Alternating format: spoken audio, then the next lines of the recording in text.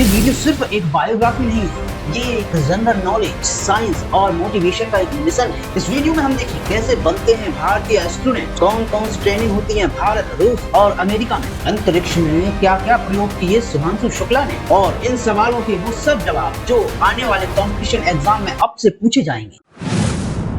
लखनऊ की गलियों से निकला एक लड़का जिसने बचपन में कारगिल युद्ध की आग देखी और तय किया कि उसकी जिंदगी सिर्फ जमीन पर नहीं रुकेगी। वो बना भारतीय वायुसेना का टेस्ट पायलट और फिर अंतरिक्ष यात्री, और अब ग्रुप कैप्टन बन चुके शुभांशु शुक्ला है ऐसे पहले इसरो एस्ट्रोनॉट जो इंटरनेशनल स्पेस स्टेशन यानी ISS तक पहुंचे।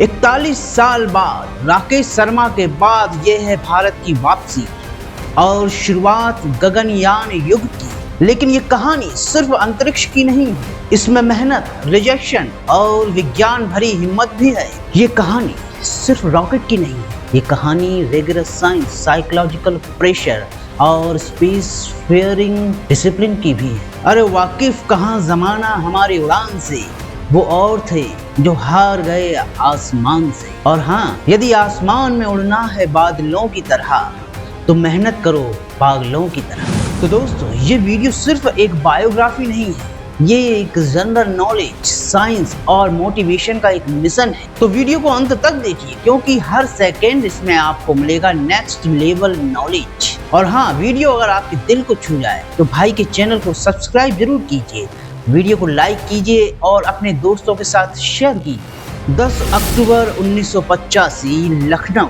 एक बच्चे का जन्म होता है। पिता शंभू दयाल शुक्ला एक रिटायर्ड गवर्नमेंट ऑफिसर, माता आशा शुक्ला एक हाउसवाइफ। उस बच्चे की स्कूलिंग सिटी माउंटेसरी स्कूल लखनऊ से हुई, लेकिन उसकी कहानी तब बदल गई जब कारगिल युद्ध ने उसे अंदर से झकझोर दिया और शुभांशु को सेना की ओर प्रेरित किया।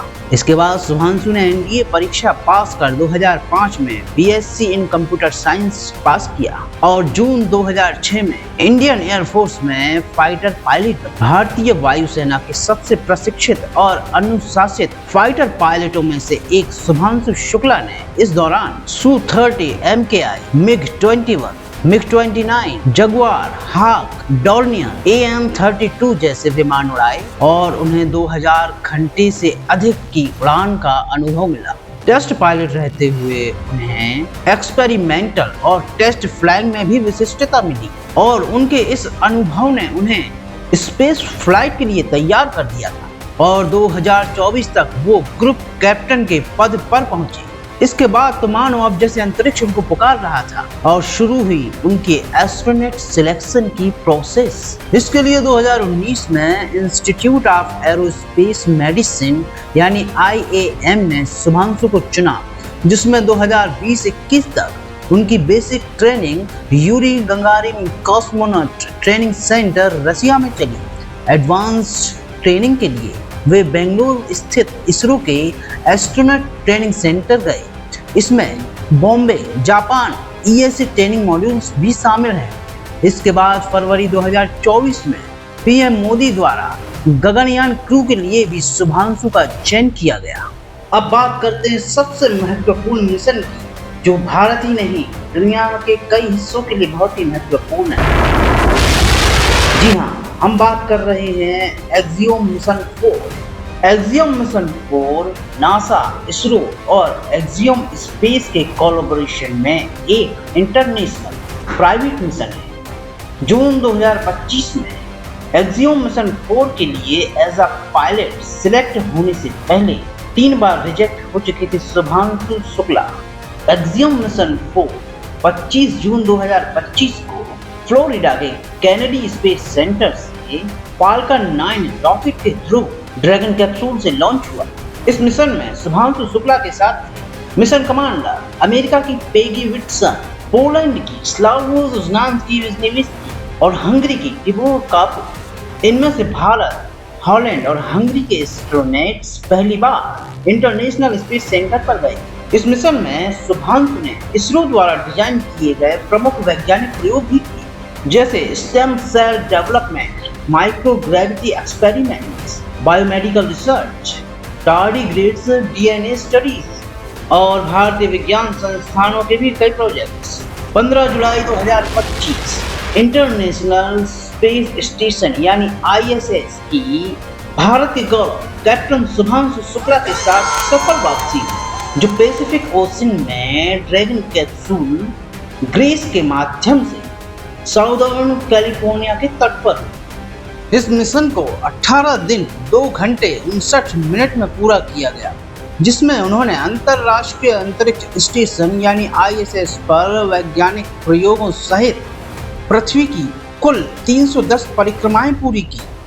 स्प्लैश डाउन के कुछ मिनटों बाद ही शुभांशु शुक्ला ने अपने माता पिता को कॉल कर बताया आई एम फाइन, और उनकी पत्नी कामना शुक्ला और परिवार ने भी उनका उत्साहपूर्वक और गर्व के साथ स्वागत किया। इसके बाद उन्हें 7 दिन के लिए एक रिहेबिलिटेशन आइसोलेशन फेज में रखा गया, जिसमें विभिन्न मेडिकल चेकअप, साइकोलॉजिकल डीब्रीफिंग्स और ग्रेविटी रीएडजस्टमेंट प्रोटोकॉल पूरे किए गए, जो किसी भी स्पेस मिशन के बाद अनिवार्य होते हैं।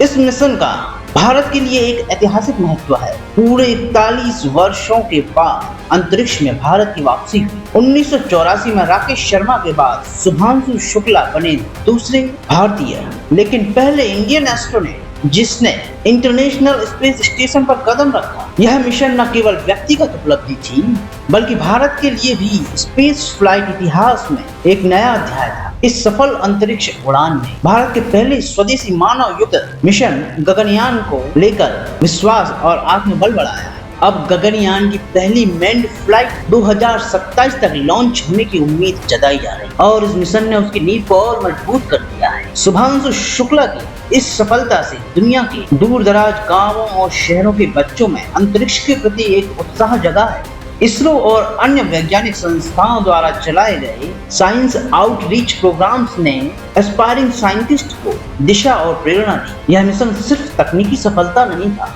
यह भारत के वैज्ञानिक भविष्य के लिए एक चेतना की लौ।